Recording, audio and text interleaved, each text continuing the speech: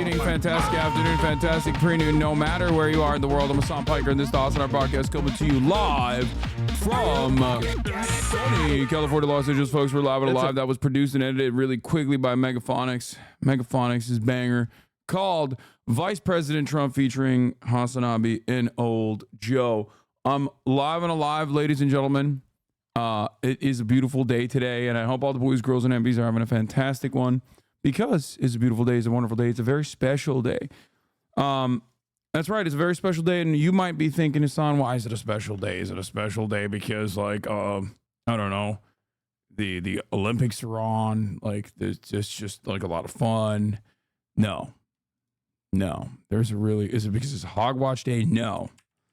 It's a very special day because this is a very special day of the week, every week, a day of celebration. It is... You know we finally here, right? Friday. It's Friday then. That's right, ladies and gentlemen. It's motherfucking Friday. It's fucked up Friday. It's fuck a fan's mom Friday. It is Flat Fuck Friday. It's the most significant day that our forefathers fought for, a turning of the work week into the weekend. For all the wage cucks out there, for all the white collar, blue collar wage cucks, maybe not in the service sector, you're really cooked on the weekends, but everybody else, this is a day where you can feel a sense of autonomy, a sense of purpose, a sense of decency in your life. So you should enjoy it. The unions gave us the motherfucking weekend, and we celebrate that every goddamn weekend. Every time the weekend starts, we celebrate that shit every Friday. That's right. And I hope that we can keep the Immaculate Friday vibes to a maximum, okay? No sadness today. No nuisances today. Nothing. We're just having fun. It's a fun Friday. Now, for me in particular, it's an extra fun Friday because this is part of the broadcast where I tell you a little bit about my personal news, and I've had a pretty solid morning so far, pretty solid night last night. After ending the broadcast, after 9 hours on another half-day adventure, as you know, I'm Mr. Half Day. They call me Mr. Half Day. They call me Mr. Quiet Quitting. They're like, Hasan, 9.5 hours? Who the fuck do you think you are? Get your ass back to work. Get your ass back to the content mines, you bitch. That's what a lot of people are saying about me. Meanwhile, you know, I'm out here in the broadcast, and I had some obligations. I hung out with some friends. I went out to get Korean barbecue with a bunch of friends, okay? With a bunch of friends. And it was a lot of fun. Turns out, you know, when I eat Korean barbecue, I end up losing weight. I don't know what that's about, but that's what happened to me. I ate more yesterday than I did any other day, and then this morning I showed 229.5 on the fucking homie scale, the scale at the gym scale that matters the most, of course, because your home scale doesn't really matter as much, but the homie scale matters because that's when you're in front of a podium. That's when you're in front of the homies. Anyway, but yeah, KBBQ, it helped out, made me lose weight, so congratulations to Korea. Your squat form looked the best it's ever been. Yeah, I thought that was actually pretty weak too, Floki. That was like, I was a little worried on my end. I have another one that's like lighter weight where it looks even better than that. But yeah, that's right. I did the KBBQ situation. I went to bed, and then I woke up to get my cake up. Of course, my mom is back, so it's chaotic. This morning I was like running around. I'm a little late for the record. I started at 11:30. Sometimes if you've been in a deficit for long enough, your body starts holding on to fat until you start eating more. I don't know, man. My body is just weird. What? 225? No, I'm 229.5. 229.5 on the scale. The lowest I've hit post-COVID was 227, but that's the scale upstairs. That one doesn't really matter as much because that's like that's immediately after playing basketball and stuff. This one after post-workout, 229.5 at the gym. Gym scale is different than the home scale. How many days a week do you weight train? 4 days a week. This week, 3 days a week, of course, but you know. Here are some simple infographics I made later for One Piece TCG. Oh my God, this is crazy. Gone Smith, you are the GOAT. More like Goat Smith. Holy shit. That's awesome. I can't wait. This is going to look so sick. This is going to be so sick. We're going to be doing that later though. After 4 p.m., I'm going to have two wonderful ladies here at the broadcast in the flesh. Here. And they are going to we are going to be opening up One Piece packages, One Piece cards. Also, here it is once again. Here's some squat posting.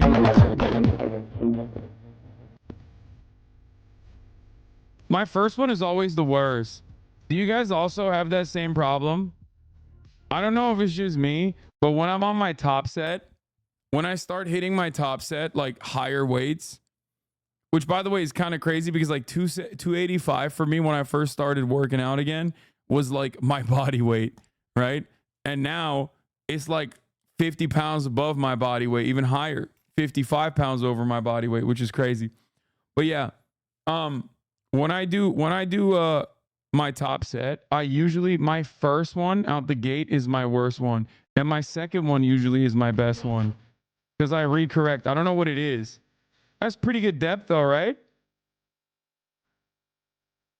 I don't know why, but it's also kind of not good though, because you can notice, as you know, if you notice, like I'm making this unnecessarily harder for myself. I'm doing a basic good morning with 285 as well. So that's like unnecessary strain on my lower back. But that's how strong my fucking lower back is.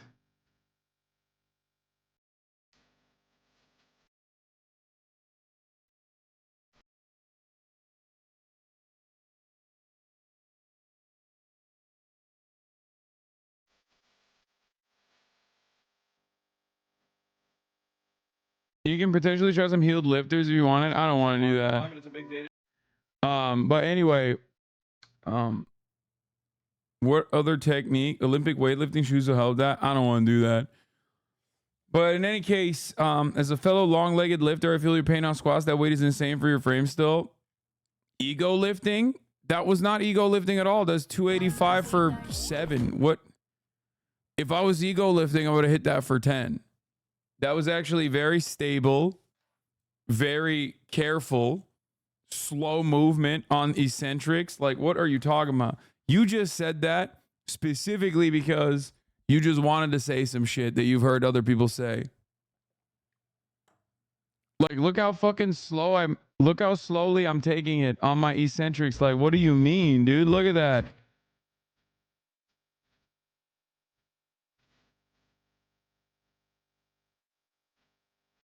Like, my ass is out of control. Like, low key, but not even low key, but very high key. I don't know what the fuck's going on with my ass. It's like I don't, it's getting to be weird, honestly. Like, I used to be very uncomfortable about my butt because I had a big old fat butt when I was growing up. And then like I found out that like ladies kind of like that.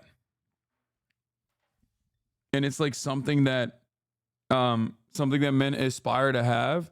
But the problem is like I'm looping back around to having too big of a butt again. Because you sit on your ass for 8 hours straight every day. Brother, this ain't a fatty ass. You know that, right? This is fucking muscle, baby.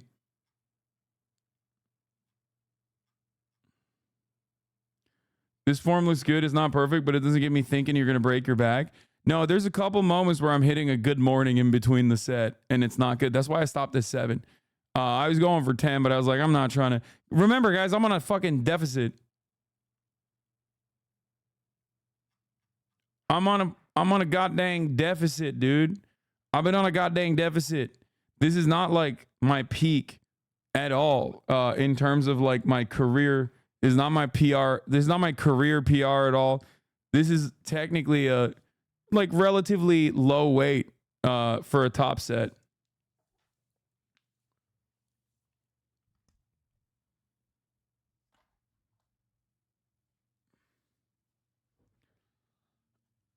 When that happens, you can bring your elbow slightly forward and we'll correct your position.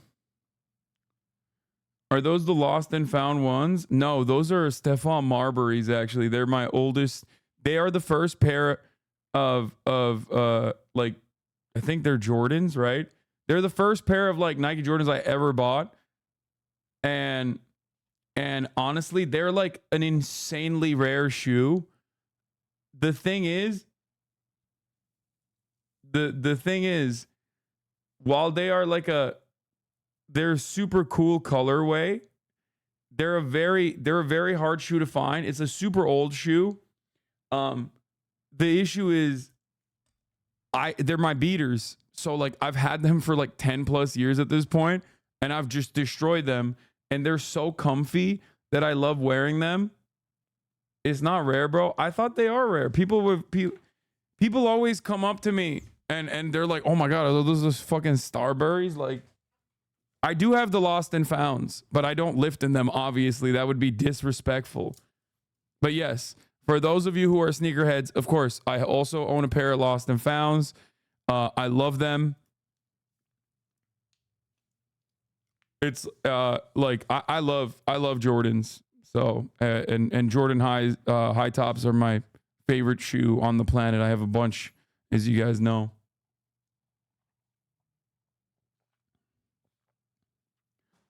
But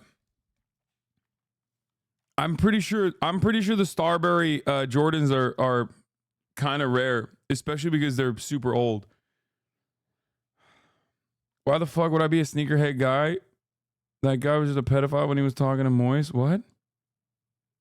Who's a sneakerhead? You mean Sneeko? I'm not a sneakerhead, but I do. I mean, I wouldn't say I'm a sneakerhead. I do appreciate sneakers, though. I think there's like certain sneakers that I really like.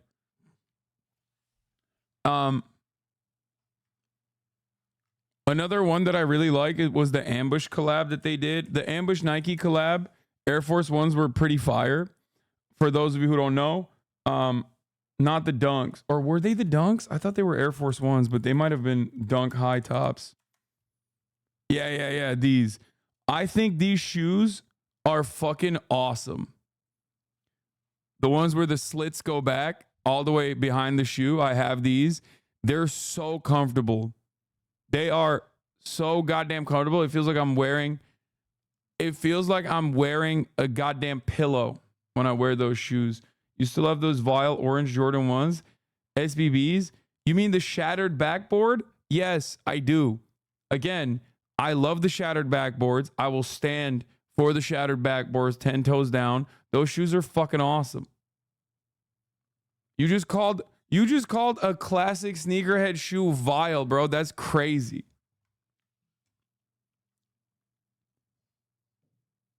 Yeah, I have it with the Here, this is the one not even the oh, well, mine is the black and orange one, not this one. Not this one. I don't have this one. I have the actual black and orange one, high top, that is like literally padded, like it's patterned. Yep, these are the ones. I think they're fire. I actually love these shoes.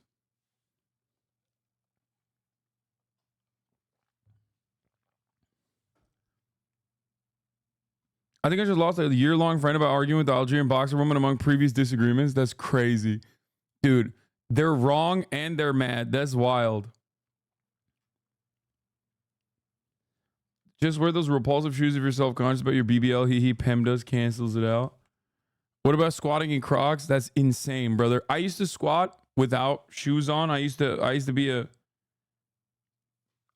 be a sock squatter. But now I lift outdoors, so I can't do that. You got the worst taste in style. Listen, you could say that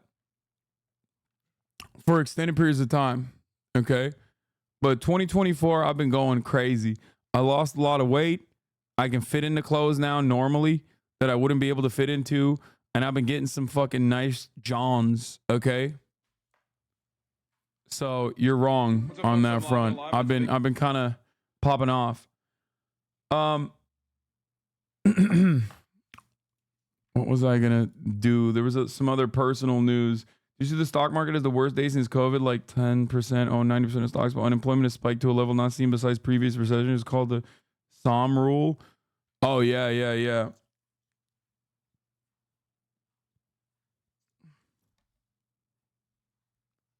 The baggy pants you wear are atrocious. Kaya update. Yes, I said John's. I did. I said that. That's how you know I'm a real one. That's how you know I'm a real sneakerhead / real fashion head. I said John's. A word I never use.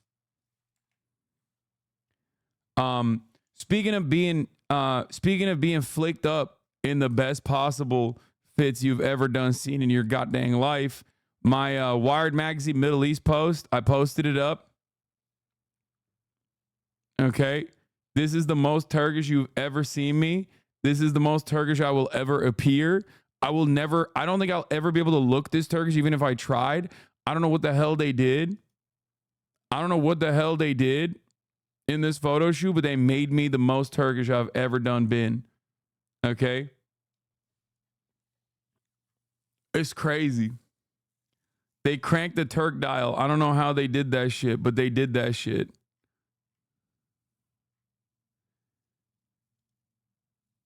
But yeah, this is my Wired Magazine article. We read it yesterday. Remember what you used to wear 3 years ago? Let's see the fit. Hasan, come out. Show the people.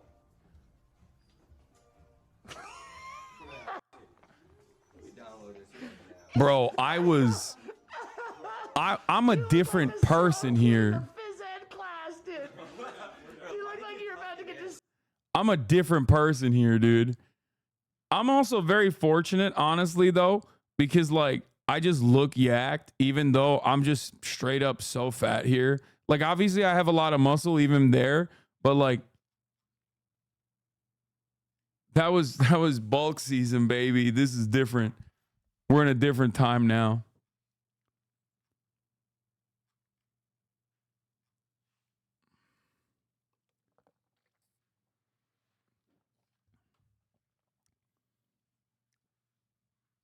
But that was 3 years ago. I've been watching way too long. I remember this. Goodbye. No, don't leave. Don't leave at the top of the hour, especially when there's a 1-minute ad break now, because I started at 11:30, so I feel bad doing a 3-minute ad break. The Macias, thank you for the playlist. Okay. There was some other stuff that I wanted to talk about, but I can't remember now. How was the basketball? I don't watch sports, so I haven't seen it. It's pretty good. Did you see Michaela double down and claim Tyler One is also a transphobe? Yeah, I saw, which is weird. I don't know why the fuck Michaela's doing that. She's literally fucking up not her own bag, but also her hubby's bag. What the fuck is wrong with you, Michaela? Please stop posting. Please, Michaela, please. For the love of Christ and all things holy, please stop posting about this shit.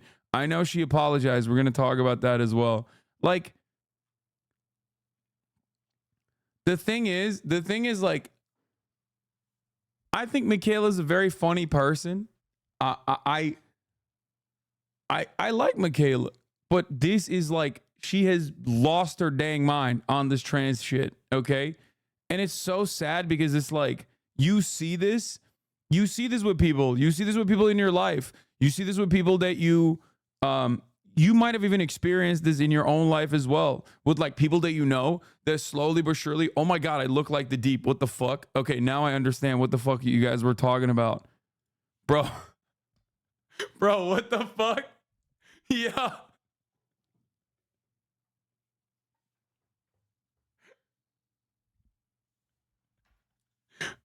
My ADHD is out of control. Okay, I'm going to get back to the thing that I was talking about.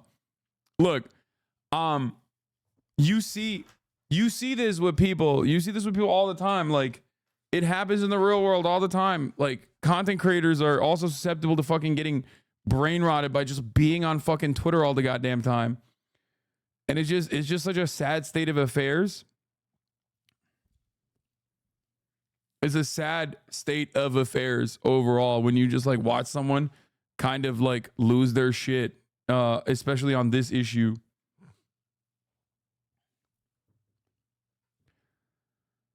Did you talk to her? No, I have not talked to her. It's been this way since 2022. I know, it takes a while. That's what I'm saying. Like, people just like slowly but surely dive into this rabbit hole, and then they just before they realize it, they've just become like this crazy like they just become this crazy person and they don't even recognize it.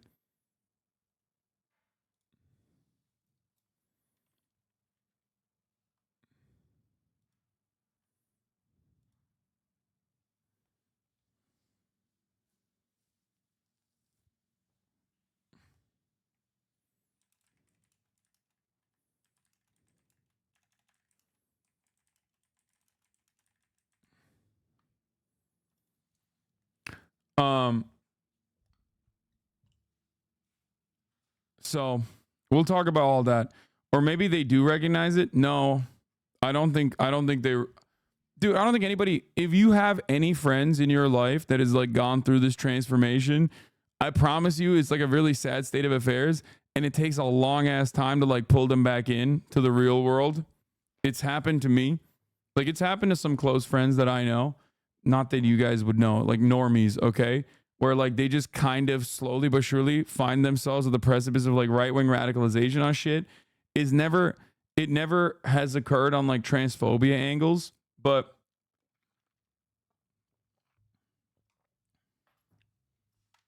you know, it is what it is. Anyway, we'll talk about that. It can be your literal parents overnight, and it's terrifying to live through. Yeah. Or not BLM, Kyle Rittenhouse drama. We're going to be talking about that. Kyle Rittenhouse and Cat Dirt are fighting. Anyway, let's blast off and let's get started. Okay.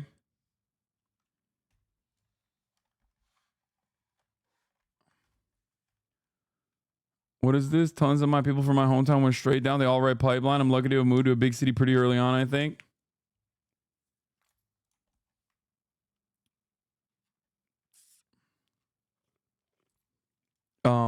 Okay. Where was I? What was I gonna do? I was gonna blast off. As soon as rich people get kids, they become insane demons as wild. No, dude, that's not the case for everybody. But yeah. Hogwatch.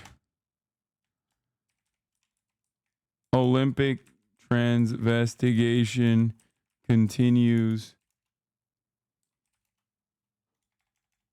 as Jesse Waters demands Kamala address the fake outrage they made up. Michaela is Tyler One's wife slash baby mama. As someone who lives in a rural ass farm town, the transphobia wave is insane. We might have one out trans person in my town, but it's the biggest issue. Yeah. We'll talk about that. Hold on. The right is canceling Kyle Rittenhouse.